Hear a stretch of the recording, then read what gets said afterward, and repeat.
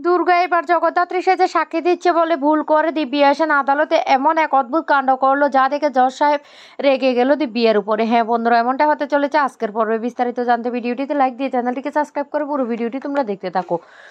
গল্পের শুরুতে আমরা দেখতে পারবো খাবার টেবিলে বসে বারবার সবাই বলাবলি করতে থাকে জগদ্ধাত্রীকে যেন কোর্টে নিয়ে না যাওয়া হয়, কারণ জগদ্ধাত্রীকে কোর্টে নিয়ে গেলে সেখানে একটা তামাশার সৃষ্টি হবে। এই কথা বলে চন্দ্রনা তখন বলতে লাগলো, আমিও একমত, কারণ শত হলে তো ও আমাদের বাড়ির বউ। সানভি তখন বলে উঠে, ও কাকমণি, তুমি কবে থেকে জগদ্ধাত্রীকে বাড়ির বউ হিসেবে মেনে নিয়েছো? তখন এই কথা শুনে বলতে লাগলো, সানভি ঠিকভাবে কথা বল। দুর্গা তখন বলতে লাগলো, একদম তো ভালো পিপি ঠিক কথাই বলেছি।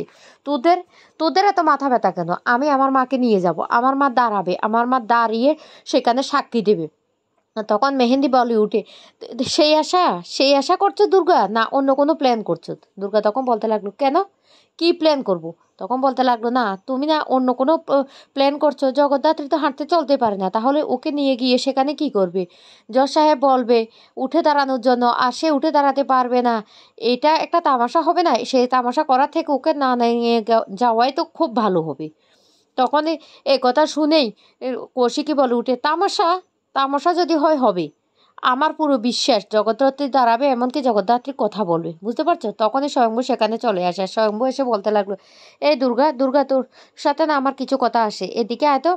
তখন এই কথা শোনার সাথে সাথে দুর্গা বলতে লাগলো, কেন রে বাপ, কি এমন কথা? তখন বলতে লাগলো, তোর মাকে না ওষুধ খাওয়াতে হবে, তাই তোকে একটু হেল্প করতে হবে, এদিকে আয়, এদিকে আয়। এই বলে দুর্গাকে সেখান থেকে ডেকে ঘরে নিয়ে যায়, আর দুর্গাকে নিয়ে দুর্গার সাথে স্বয়ম্ভু কথা বলতে থাকে। অন্যদিকে মেহেন্দির সন্দেহ হয় দুর্গাকে যখনই ডেকে নিয়ে যায়। তখন মেহেন্দি বলতে লাগলো, আমি আমি একটু উপর থেকে আসি। তখনই মেহেন্দির কাছে ফোন আসে, দিব্যি আসে না। দিব্যিয়া তখন বলতে লাগলো, কি মেহেন্দি, কি করছো?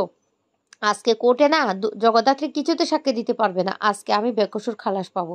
মেহেন্দি তখন বলতে লাগলো, হ্যাঁ হ্যাঁ, আমি তো সবার সাথে খেতে বসেছি, সেই জন্য। দিব্যা তখন বলতে লাগলো, একদম কোনো চিন্তা করবে না, আজকে দেখবে আজকে দুর্গার কে কীভাবে ভরা আদালতের মধ্যে আমি হয়রানি করি সেটাই তোমরা দেখবে। আর দিব্যা সেন বেকসুর খালাস পাবে, তারপর দিব্যা সেন লেখালেখি করবে, আজকের নিউজটা দিব্যা সেনে লিখবে। কৌশিকী তখন বলতে লাগলো, মেহেন্দি তুমি কার সাথে এখন কথা বলছো সেটা আমি বেশ ভালো করে জানি। তুমি নিজেকে কি ভেবেছো, কি ভেবেছো নিজেকে? তুমি এখন দিব্যা সেনের সাথে কথা বলছো।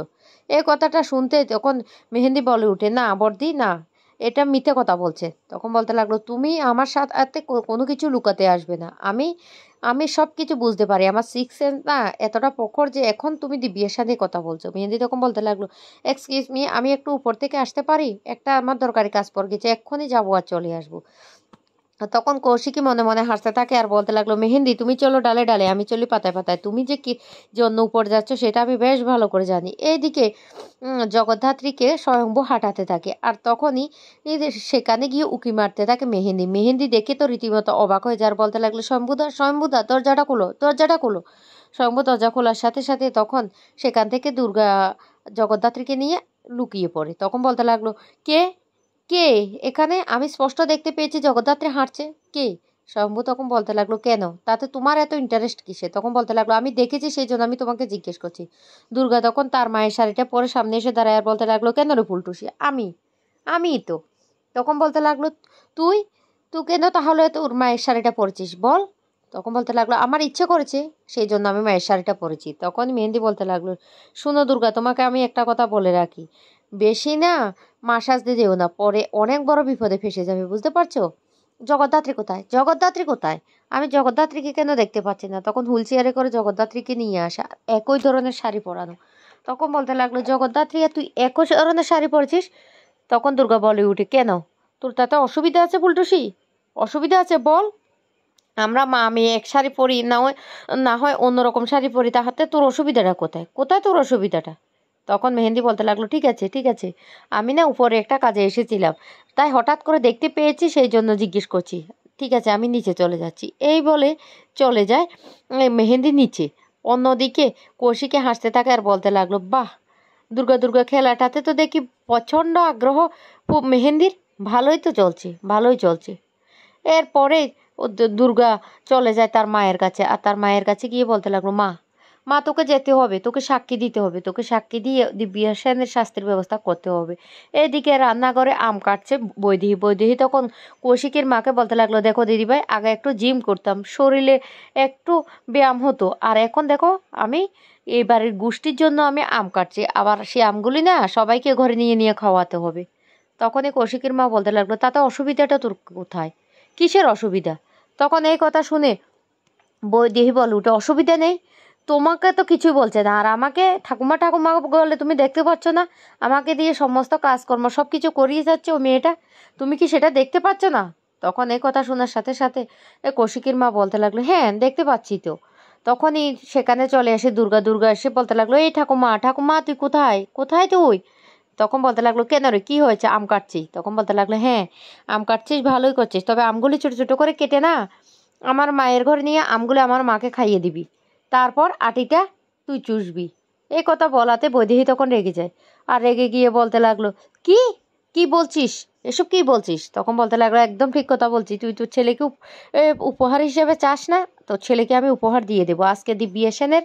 দেখ কী অবস্থা করি, দিব্যা সেন যদি আজকে শাস্তির ব্যবস্থা করতে পারি, তাহলে আমি তোর ছেলেকে পুরস্কার হিসাবে দেবো। তখন এই কথা শোনার সাথে সাথে মেহেন্দি বলে উঠে, তুই কিচ্ছু করতে পারবি না, তুই কি ভেবেছিস জগদ্ধাত্রী সেখানে সাক্ষী দেবে? কিছুতেই পারবে না, জগদ্ধাত্রী দাঁড়াতেই পারছে না, আর সেখানে গিয়ে তুই বলছিস কথা বলবে, সাক্ষী দেবে, দিব্যা সেনের শাস্তির ব্যবস্থা করবে, সেটা না আর তো কোনো দিন তোর স্বপ্নটা পূরণ হবে না। তখনই দুর্গা বলতে লাগলো, হবে হবে, আমি বলছি আমার মা দাঁড়াবে, আমার মা সাক্ষী দেবে, আমার মা কথা বলবে, আজকে দিব্যা সেনের শাস্তির ব্যবস্থা করব, আমি করব, এটা তোর সাথে আমার চ্যালেঞ্জ রইল। ফুলটুসি, চ্যালেঞ্জ নিবি, চ্যালেঞ্জ? তখন এই কথা শুনে মেহেন্দিও বলতে লাগলো, হ্যাঁ নিতে পারে চ্যালেঞ্জ, তোর মা দাঁড়াতে পারবে না, এমনকি তোর মা কিছু করতে পারবে না, দেখবি আজকে ভরা কোর্টের মধ্যে তোর আর তোর মার কী অবস্থা হয় সেটাই তুই দেখে নিস। তখন দুর্গা বলতে লাগলো, ঠিক আছে রে ফুলটুসি, ঠিক আছে, তোর যা ইচ্ছে তাই কর, আমার না তাতে কোনো আপত্তি নেই, তবে আমাকে তো আমার মাকে নিয়ে যেতে হবে। স্বয়ম্ভু তখন সেখানে চলে এসে আর এসে বলতে লাগলো, এই দুর্গা দুর্গা, তোর মাকে রেডি করতে হবে তো, তোর মাকে নিয়ে বেরোতে হবে তো।